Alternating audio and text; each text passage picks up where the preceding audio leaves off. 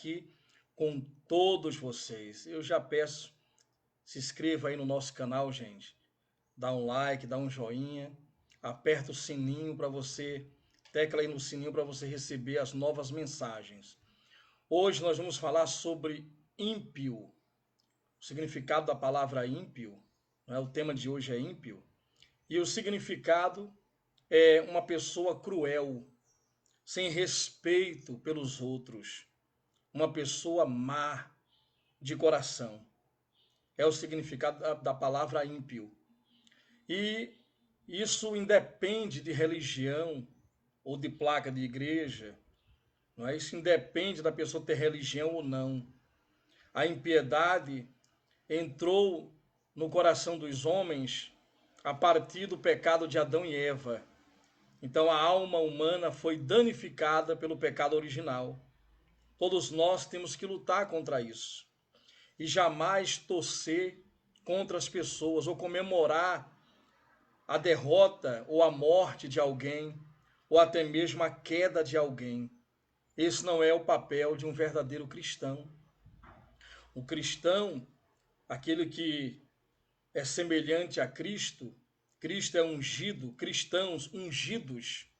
Se verdadeiramente somos discípulos de Jesus, se de fato somos ungidos por Jesus e liderados pelo Espírito de Jesus, o Espírito de santidade, o Espírito de amor, de caridade, o Espírito da paz, o Espírito Santo, então não podemos praticar a impiedade, devemos rejeitar a impiedade.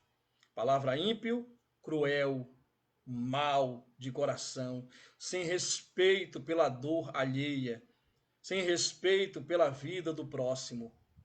É aquele que comemora quando alguém peca, quando alguém cai, quando alguém morre, quando alguém, sabe, é derrotado por alguma situação desta vida. Quando nós julgamos, quando nós acusamos, quando nós até desejamos ou achamos graça, sabe? Sorrimos, nos alegramos quando alguém peca, quando divulgamos, sabe? Quando nós promovemos aquilo que fez o nosso irmão sofrer. Então, quando Noé pecou, Noé bebeu e a bebida foi tanta que ele ficou nu. Então, um filho de Noé divulgou a nudez do pai. Dois outros temeram, os outros dois temeram. E eles não divulgaram a nudez do pai, mas tentaram cobrir a nudez do pai. Então, gente, nós vamos aqui, à luz da palavra, no livro de João, Evangelho de João, no capítulo 8, Evangelho de João, capítulo 8, foi o que eu preguei hoje na Igreja do Espírito Santo, no nosso ministério, e diz assim, preste atenção aqui, no Evangelho de João, capítulo 8. Depois, todos foram para casa. Jesus estava no templo, ele estava no templo de Herodes, onde hoje é o Muro das Lamentações. Ali foi o antigo templo construído por Herodes o Grande. Então, Jesus estava pregando ali, ensinando no templo, mas depois que todos foram para casa, Jesus foi para o Monte das Oliveiras. Repare, de madrugada, gente, Jesus voltou ao pátio do templo, a parte exterior do templo, e o povo se reuniu em volta dele. Jesus estava sentado ensinando a todos. Aí alguns mestres da lei e fariseus levaram Jesus a uma mulher que tinha sido apanhada em adultério e a obrigaram a ficar em pé no meio de todos. Eles disseram: mestre, esta mulher foi apanhada em ato de adultério. De acordo com a lei de Moisés, que Moisés nos deu, essas tais mulheres devem ser mortas a pedradas. Mas o Senhor, o que é que o Senhor diz sobre isso? Eles fizeram essa pergunta, repare, para conseguir uma prova contra Jesus, porque queriam acusá-lo. Mas Jesus se abaixou e começou a escrever no chão com o dedo.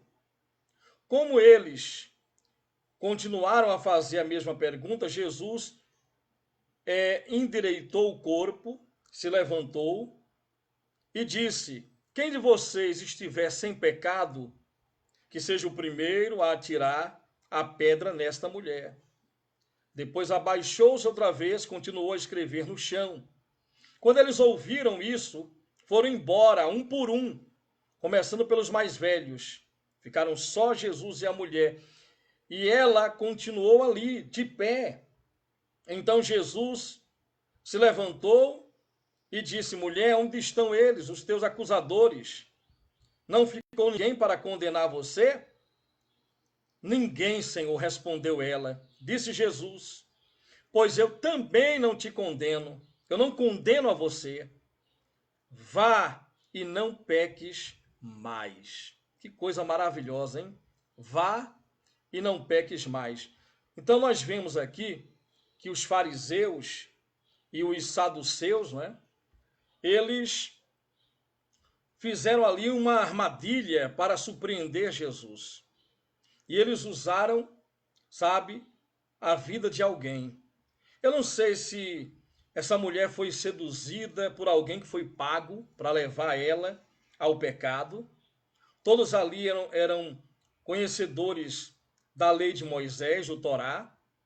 Eu não sei se foi uma armação para levar alguém nessa situação até Jesus, para aplicar a lei de Moisés, porque o Império Romano é que dominava o mundo nessa época. Jesus, se dissesse, não, realmente, a lei de Moisés manda, então apedreja.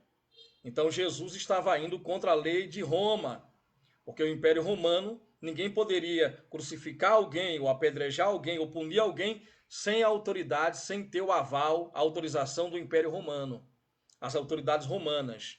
Também, se Jesus dissesse, não, essa mulher está liberada, então os irmãos ali, a comunidade judaica, ia dizer, não, como é que ele vai contra a lei de Moisés? Então fizeram ali uma cilada, fizeram uma armadilha para, então, poder acusar Jesus. Veja, ele é liberal, ele libera o pecado, sabe? Ele não prega condenando o pecado. Jesus já havia curado alguém no dia anterior e disse: seus pecados são perdoados. E eles não gostaram disso. Nós não sabemos se alguém foi contratado para seduzir essa mulher e ela cair em adultério. Nós não sabemos se, de repente, até mesmo um deles, um religioso desse, não é? Pode ter coabitado com essa mulher e depois ela foi surpreendida em adultério. Bem, eles disseram que a lei de Moisés condena essas tais mulheres. Mas vamos ler agora o que diz a lei de Moisés. Vamos ver o que é que diz a lei de Moisés. Levítico, capítulo 20, no versículo 10. Levítico, capítulo 20, versículo 10, diz assim: o homem que adulterar com a mulher de outro, sim, aquele que adulterar com a mulher do seu próximo, certamente será morto, tanto o adúltero, repare, como a adúltera. Tanto o homem como a mulher. Mas vocês perceberam que eles levaram apenas a mulher? Eles não levaram o homem, levaram apenas a mulher. E aquela mulher surpreendida de madrugada. Jesus estava no templo, se despediu dos irmãos, foi para o monte, alta madrugada, por volta de 3 horas da manhã, 3h30, ele desce, vai para o templo, o pátio já está lotado ali, as pessoas começam a ouvir os ensinamentos de Jesus, os fariseus, doutores da lei, que praticavam, aliás, que ensinavam a lei do Torá, eles estavam ali, mestres, saduceus e fariseus, sabe? Eles estavam ali e colocaram Jesus numa situação em que Jesus não podia nem liberar a mulher, nem mandar apedrejar.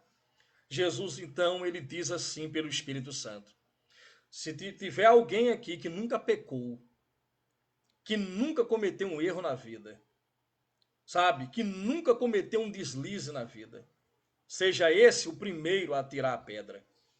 Todos, começando pelos mais velhos, foram embora. Até os acusadores religiosos. Gente, nós estamos vivendo num tempo de impiedade. A palavra ímpio é cruel. A palavra ímpio, sabe? Não é a pessoa que está no sistema do mundo é um ímpio. Não, não. Isso não depende de religião. Isso é a atitude da pessoa. É a maldade da mente, do coração. Porque há pessoas que não vão em igrejas nenhuma, mas não desejam mal de ninguém, nem faz o mal a ninguém, nem divulga pecado de ninguém, nem tenta denegrir a imagem de ninguém. São pessoas boas de coração. Sabemos que a nossa bondade não vai nos salvar, porque o padrão é Jesus. Sua justiça ou sua maldade, sabe, não vai salvar você. Sua maldade pode condenar, mas a nossa justiça, sua justiça própria, não pode salvar. O modelo é Jesus Cristo. Quem morreu para nos salvar é Jesus Cristo. Em Romanos 2,8, pela graça sois salvos, isso não vem de vós, isso é dom de Deus, para que ninguém se glorie, ninguém pode se gloriar. O modelo é Jesus, não é o bispo, não é o pastor, não é o apóstolo, não é o presbítero, não é a irmã do manto, a profetisa, o profeta. O modelo é Jesus. Todos nós devemos seguir o exemplo de Cristo Jesus. Agora, esta mulher surpreendida em adultério, por que não levaram os dois ali?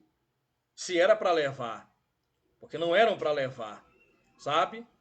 Isso aí era uma coisa que, de repente, a igreja, a doutrina dos saduceus ou dos fariseus, sabe, deviam resolver entre eles, não levar a mulher seminua, a mulher seminua, a mulher, ela não podia, por exemplo, eu fico imaginando aquela mulher sendo arrancada ali na madrugada daquela cama, só deu tempo de colocar lá um lençol por cima, a mulher não poderia aparecer em público com o cabelo solto ou com o cabelo sem estar coberto, e ela ali se recompondo, Jesus escrevendo na areia, gente.